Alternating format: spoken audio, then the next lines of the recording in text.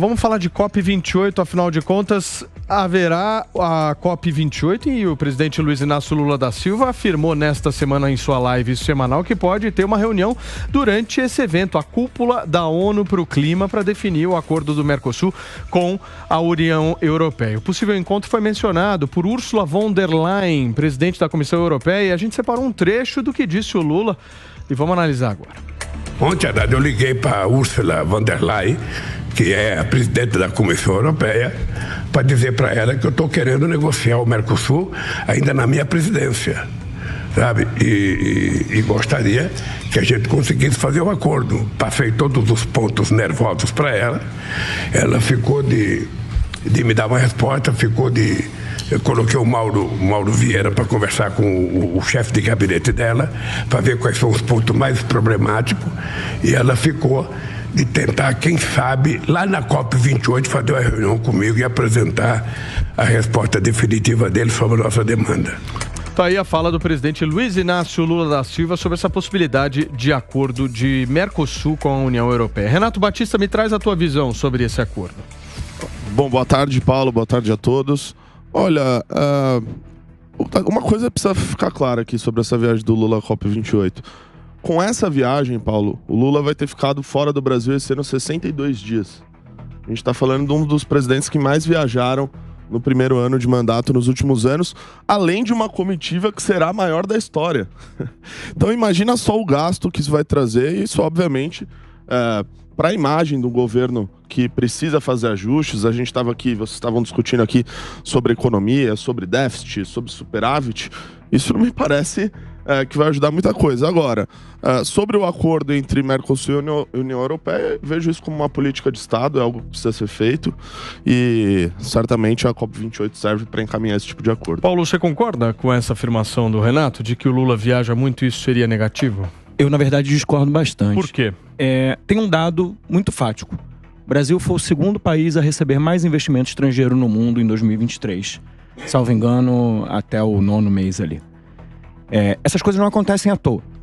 Você tem muita crítica do mercado, você tem muita crítica do campo liberal, mas o fato é que o Brasil passou a exercer um papel internacionalmente mais importante do que aquele que vinha sendo exercido até então de isolamento internacional do país, e isso está se revertendo em investimento e em negociações, como, por exemplo, a negociação com o Mercosul, que era uma negociação que estava já há muitos anos parada, era um desejo do país e do bloco econômico do Mercosul já há bastante tempo.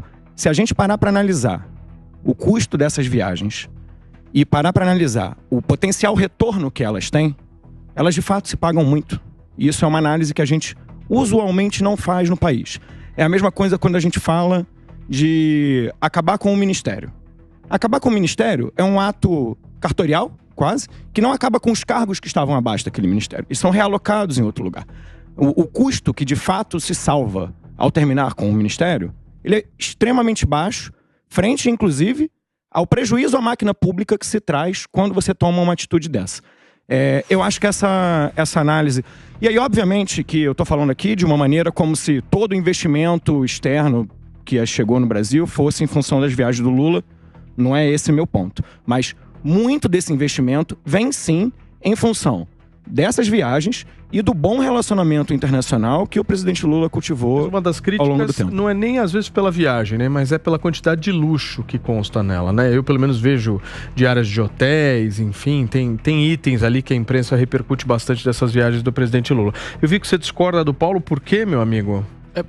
A questão é que não existe um dado objetivo, né, Paulo, que a gente possa ligar essas viagens do Lula ao investimento que chega ao país. Se você fez essa anotação ao final de que você entende que nem todo investimento chega em razão dessas viagens, e eu acho que a dificuldade é essa, você estabelecer esse ligamento entre o que essas viagens de fato produzem. Eu, ao contrário de você, vejo muito pouco. E acho que o presidente, em momentos críticos do país, como foi o caso, por exemplo, da tragédia no sul do país, em que o Lula não foi até lá porque estava em viagem à Índia, salvo engano. Enfim, eu acho que não é de bom tom que o presidente fique tanto tempo fora, com tantos problemas que nós temos aqui no quintal da minha casa. Mas existe uma ressalva a ser feita, viu, Renato? Porque o Lula tuitou recentemente que esse ano foi o ano de organização. O ano de pôr o pé na estrada vai ser o ano que vem.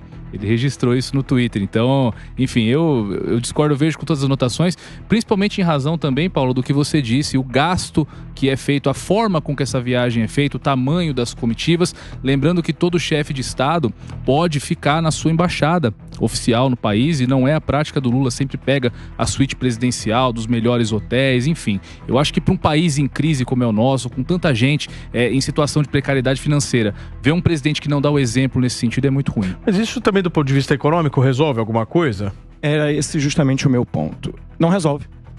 Olha o tamanho do orçamento brasileiro e olha o custo com as viagens. Essa é uma discussão que, do meu ponto de vista, não deveria estar ocupando a quantidade de discussão e, também do meu ponto de vista, serve muito mais para fortalecer e fomentar uma oposição contra o presidente Lula do que propriamente para fazer uma discussão séria no campo da gestão pública. Pega aí, vamos jogar no Google, vamos ver qual foi o total das viagens, vamos ver qual é o valor disso dentro do orçamento. É irrisório. Te garanto que é irrisório. É 1 bilhão, não só do presidente Lula, mas se eu salvo engano, o dado é 1 bilhão de reais de todos os membros do governo federal. Eu acho que é um valor muito maior. Por exemplo, nós tivemos corte na casa dos milhões na educação, na saúde, e você tem um gasto de 1 bilhão com viagens. Eu não vejo problema nenhum, presidente. Eu não vejo problema nenhum presidente viajar. O problema é o luxo. Não é o valor. O luxo é exagerado. Aumentar a máquina pública ou diminuir a máquina pública, muitas vezes o orçamento, os valores são pífios, mas você diminuindo a máquina pública, você dá um exemplo para a sociedade que você está tentando fazer algo com o dinheiro público de forma correta. Quando você aumenta, você está ampliando. E outra, quando você diminui a máquina pública, você diminui ministérios, você não acaba com os cargos, mas acaba com o custo fixo daquele ministério. Acaba com as viagens, acaba com locações, você diminui os valores, você tem uma diminuição. Resolve o problema financeiro do país? Não resolve, mas exemplos são importantes. E há um outro fator, voltando para trás, quando o PT era oposição, especialmente ao ex-presidente Fernando Henrique Cardoso, o PT era o grande crítico das viagens do presidente Fernando Henrique Cardoso. O apelido Viajando Henrique Cardoso foi uma criação da bancada do PT. Então, independentemente do valor agregado que isso tem à balança econômica, que traga dividendos ao Brasil, mas o simbolismo é importante. Num país em que tantas pessoas vivem numa situação de miséria, o presidente da República ficar numa suíte presidencial não pega bem nesse momento. E muitas coisas do funcionalismo é assim, né? Se a gente for discutir ali na vírgula, eventualmente, o que é um 13º, um 14º salário de um magistrado ali? Mas a economia, se tirar isso, é pouca, mas coloca isso, aí pega os próprios privilégios que os políticos têm muitas vezes no Brasil, coloca essas questões das viagens, no final de tudo, a gente juntando tudo isso, vira exatamente. A questão, assim, pouco em pouco a galinha enche. Por favor, só Paulo. 2 pontos aqui para ser acrescentados. Primeiro, que não dá para pedir para o presidente ficar no Airbnb. O nome suíte presidencial tem esse nome, eu acho que não é meio à toa. Brasileira. E aí, a outra questão é que o Brasil também é um país de dimensões continentais, com uma economia que também é a maior do continente, com um nível de necessidade de representatividade que também é enorme.